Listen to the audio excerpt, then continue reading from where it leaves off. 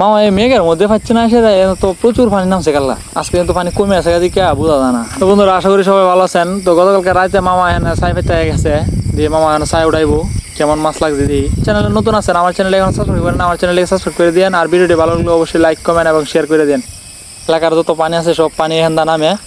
তো এখান থেকে আমরা দেখছিলেন গতকালকে কিন্তু আমরা টানা জাল দিয়ে বা ধর্ম জাল দিয়ে মাছ মারছিলাম। এখান থেকে অনেক গুড়া মাছ হচ্ছিল, কুড়ি মাছ বা বিভিন্ন তেলাপি অনেক মাছই পাইছিলাম। দিয়ে মামা ছাই তুলতেছে এখন, এই যে ময়লাগুলো পরিষ্কার করতেছে। তো আজকে সকালে মামা কইতেছে কয় না আমি ছাই পাইতেছি। তো এই যে আয়রা পাচ্ছে মামা, এই যে দেখেন বড় আয়রাই পাচ্ছে। ঢুকছে নাকি মামা? কালা কিন্তু অনেক মাছ হয়েছে, পুঁটি মাছ এই যে পুঁটি মাছ কালা কিন্তু অনেক পুঁটি আমরা পাইছিলাম। পুঁটি লাফাইতেছে।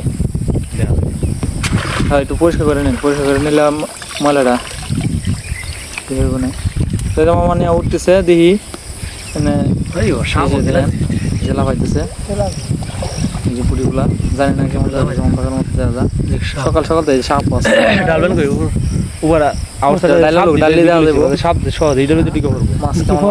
পুঁটিগুলা কিন্তু অনেক সুন্দর সুন্দর জল জ্বালা পুঁটি দেওয়া যাইতেছে।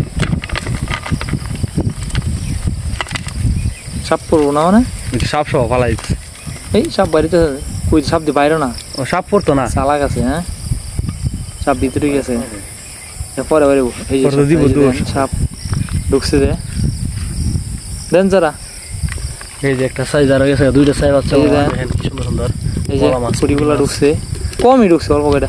আরেকটা আছে সাই এটা আবার যায় সাইজগুলো সুন্দর আছে ডিমলা ডিমলা করি কালা কিন্তু এগুলো আমরা অনেকগুলো দৌড়ছিলাম অনেক দৌড়ছিলাম টানে টানে 4টা 5টা আইছিল যেমন কিছুক্ষণ হয়েছে লাগছে।